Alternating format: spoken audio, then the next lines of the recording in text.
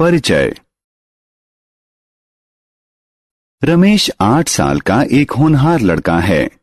वह एक सरकारी स्कूल में पढ़ता है। आज वह अपनी माता को अध्यापक के बुलाने पर लेकर आया है।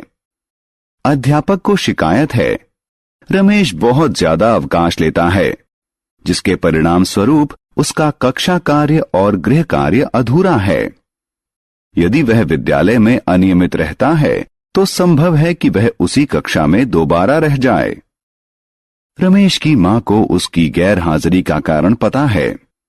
वे एक झुग्गी में रहते हैं।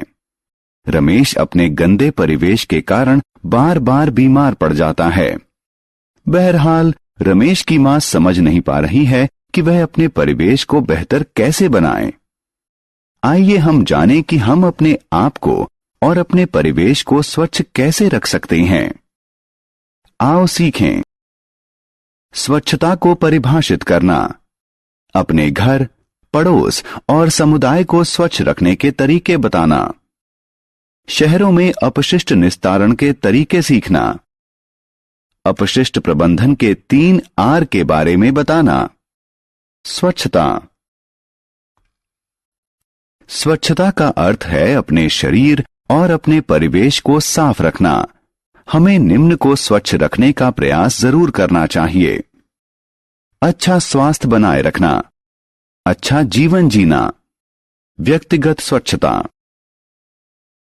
व्यक्तिगत स्वच्छता में अपने दांतों, हाथों, नाखूनों, बाल, शरीर और कपड़ों की सफाई शामिल है। यह पर्याप्त नहीं है। गंदे परिवेश में रहने वाला एक स्वच्छ शरीर बीमार पड़ सकता है। इसलिए यह जरूरी है कि हम अपने परिवेश को भी स्वच्छ रखें।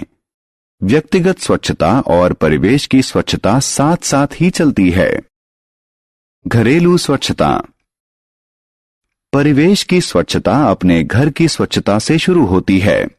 इसमें हमारे घर को साफ सुथरा रखना शामिल है। हम निम्न उपायों से घरेलू स्वच्छता को सुनिश्चित कर सकते हैं।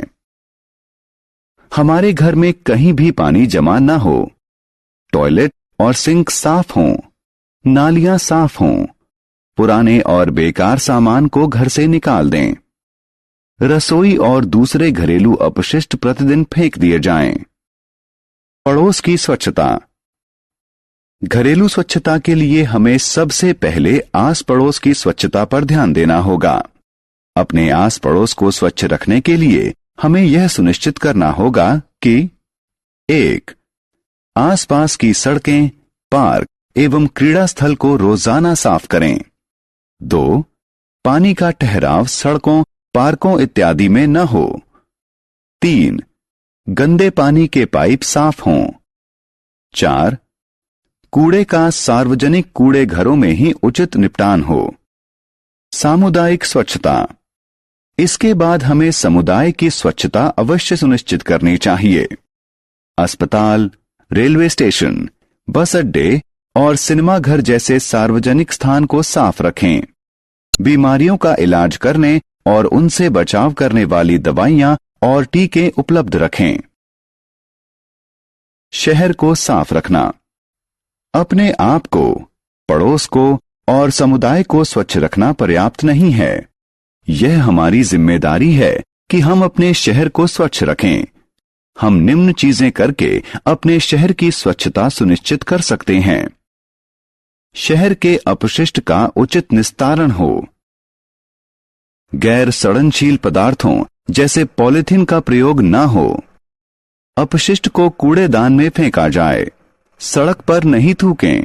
शहर में अपशिष्ट निस्तारण। आइए समझें कि शहर में अपशिष्ट निस्तारण कैसे किया जाता है।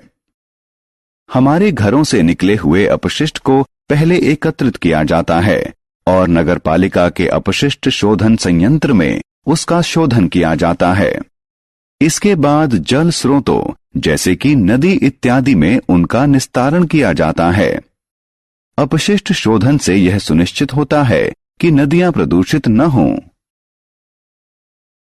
पूरे शहर से एकत्रित किया गया कच्चा अपशिष्ट संयंत्र में लगी छलनी से गुजरता है। छलनी कचरे को भारी चीजों से अलग कर देती है। इसके बाद कचरे को दूसरे टैंक में डालते हैं, जहां बचे हुए ठोस पदार्थ बैठ जाते हैं। बैठे हुए पदार्थ को अवमल कहते हैं। बचे हुए द्रव्य को बाहर निकाल दिया जाता है और क्लोरीन डालकर इसे जीवाणु मुक्त किया जाता है। फिर इसे नदी में बहा दिया जाता है। कम इस्तेमाल यानी रिड्यूस, पुनः प्रयोग यानी रीयूज और पुनर्चक्रण यानी रिसाइकिल। अपशिष्ट हमारे पर्यावरण को नुकसान पहुंचाता है। अपने आप को और अपने पर्यावरण को स्वच्छ रखने के लिए यह जरूरी है कि हम अपशिष्ट पर नियंत्रण रखें और इसका उचित रखाव करें।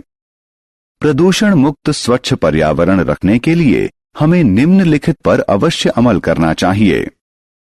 अपशिष्ट प्रबंधन के 3 आर। आइए इनके बारे में विस्तार से जानें। अपशिष्ट प्रबंधन के 3 आर। पहले आर का अर्थ है रिसाइकिल। प्रयोग किए जा चुके सामान को इस प्रकार शोधन करना कि उनका पुनः प्रयोग नए पदार्थ बनाने में किया जा सके, रिसाइकिल कहलाता है। उदाहरण स्वरूप शीशे, प्लास्टिक, अखबार, एल्यूमिनियम के डब्बे और बैटरियों को नए सामान बनाने के लिए रिसाइकिल किया जा सकता है।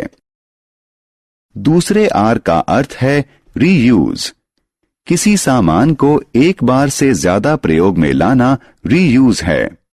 प्लास्टिक के कप, प्लेट और बर्तन इत्यादि को एक बार प्रयोग करके फेंक दिया जाता है। इसकी जगह हमें उन्हें धोकर दोबारा प्रयोग करना चाहिए। तीसरे आर का अर्थ है रिड्यूस। पर्यावरण को नुकसान पहुंचाने वाले पदार्थों का प्रयोग कम करना ही रिड्यूस है। उदाहरण स्वरूप हमें मंजन, बर्तन धोने वाले साबुन और अनाज के बड़े पैकेट ही खरीदने चाहिए और पैकिंग में लगने वाली सामग्री की बचत करनी चाहिए। रमेश की मां अब समझ गई है कि वह अपने परिवेश को किस प्रकार स्वच्छ रख सकती है। उन्होंने निर्णय लिया है कि वह अपनी झुग्गी में रहने वालों को स्वच्छता के महत्व, अपने परिवेश को जीवाणु रहित रखने और अपने बच्चों को स्वस्थ रखने के बारे में शिक्षित करेगी। आओ खेलें। निम्नांकित में से कौन सी आदतें अच्छी हैं? सही या गलत बटन पर क्लिक करके बताएं। हमने क्या चर्चा की? स्वच्छता का अर्थ है सफाई। हमें अपना परिवेश, समुदाय और शहर अवश्य स्वच्छ रखना चाहिए।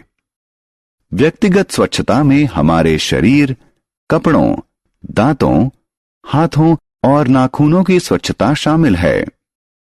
हमें अपना आस पड़ोस स्वच्छ रखने के लिए कूड़े का सार्वजनिक कूड़ा घरों में ही उचित निपटान करना चाहिए।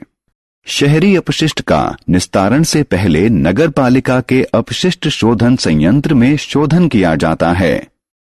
रिड्यूस, रीयूज और रिसाइकिल अपशिष्ट प्रबंधन के 3 आर हैं। अपशिष्ट